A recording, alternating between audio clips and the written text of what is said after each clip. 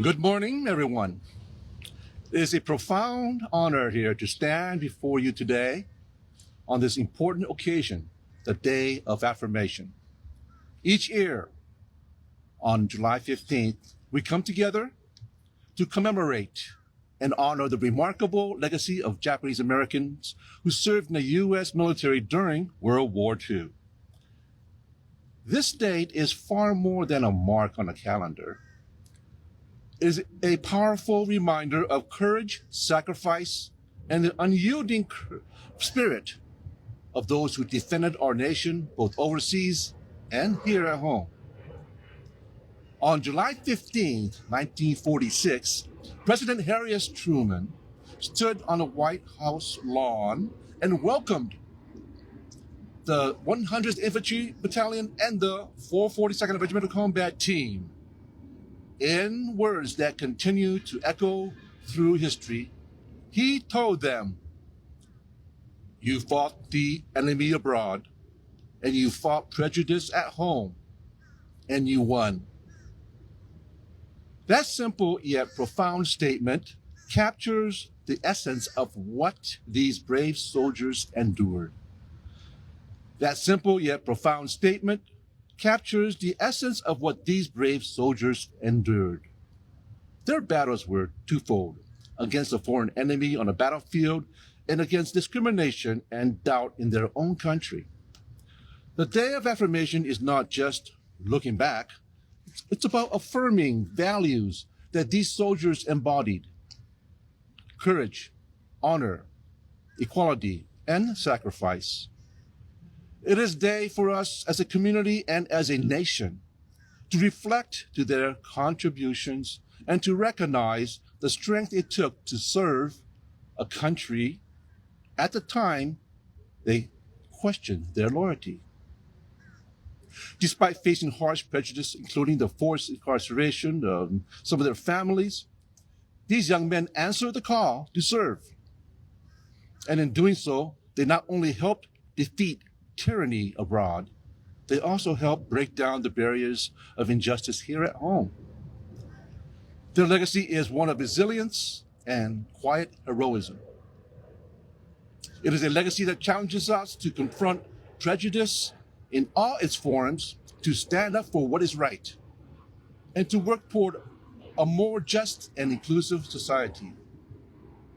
Today, we are deeply honored to be joined by two extraordinary individuals who embody the highest values of our military and our nation. Brigadier General Maria Boucher, the Commanding General of the 20th Siberian Command, and Colonel, U.S. Army retired Paris Davis, a Medal of Honor recipient. They will share a few words.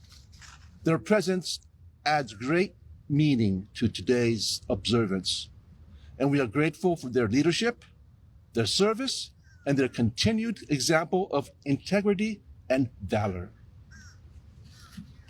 Good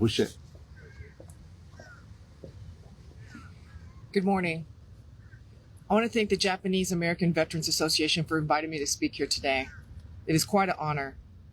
And I'd also like to recognize the Medal of Honor recipient, Colonel Paris Davis, and all the other distinguished visitors out here today. I'd like to just start with some brief history that was already mentioned of the impressive numbers associated with the unit we honor today. As many of you know, 79 years ago, President Harry Truman welcomed the soldiers of 100th Infantry and 422nd Regiment Combat Team to the ellipse near the White House. President Truman honored the unit with the 7th Presidential Unit Citation, and the 422nd Regimental Combat Team is the most decorated unit of its size and length in service during the entire history of the U.S. military. This year marks the 250th anniversary of the U.S. Army, U.S. Navy, and U.S. Marines. And with all the battles that the military has fought, all of our hard-earned victories, this is truly a remarkable record. As I look at those accomplishments, I am in awe, and I'm speechless to think about what it took to achieve those. Yes, the 4,000 soldiers who joined the fight in April of 1943 had to be reconstituted 3.5 times. About 14,000 soldiers served in this legendary unit and earned 9,486 Purple Hearts, 21 Medals of Honor, and unprecedented 8 presidential unit citations. With their motto, "Go for broke," the unit took the fight to the Germans in Europe and helped to liberate that whole continent. For many of us here, we know those statistics and we know the accomplishments. It is also no secret that we often celebrate these brave men, not only for their accomplishments, but also because of their background, their ethnicity, and the uniqueness of the unit. But I want to focus and refocus on that for a moment.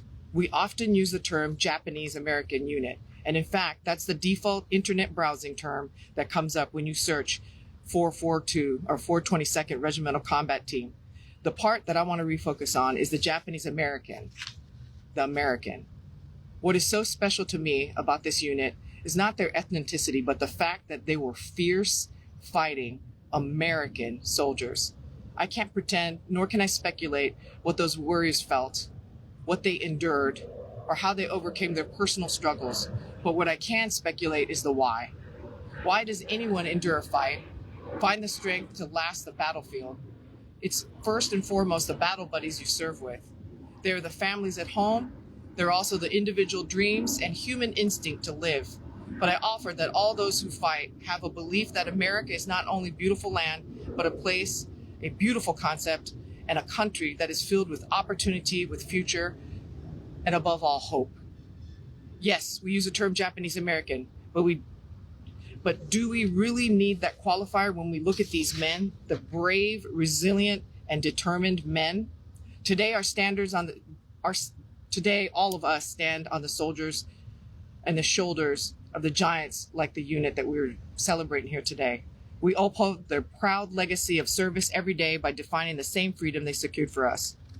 I would like to thank everyone who served in this incredible formation, and I salute you for the extraordinary service to our nation. I want to leave with last words. One should always remember where they have been. 2, one should always know who they are. And 3, envision where they will be. The men of this regimental combat team certainly never envisioned that they would be part of such a historic and honored organization, but I guarantee that all of them remembered where they had been, and I guarantee all of them knew who they were, the greatest American fighting warriors. God bless the soldiers of the regiment, their families, and everyone who walks in the footsteps and defends our great nation today.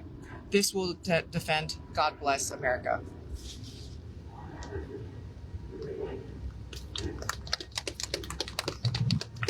Thank you very much for the invite. History is one of the things that we live with and have to understand it by itself and all the things around it. God bless this country. God bless you. And thanks for the invite. Thank you very much. Thank you, General Boucher and Colonel Davis. At this time, with the assistance of Lieutenant Tom Knight, we'll be taking a wreath to the wall on the other side of the area here, the Price of Freedom Wall, to pay our respects to all those who have lost their lives to support our freedom.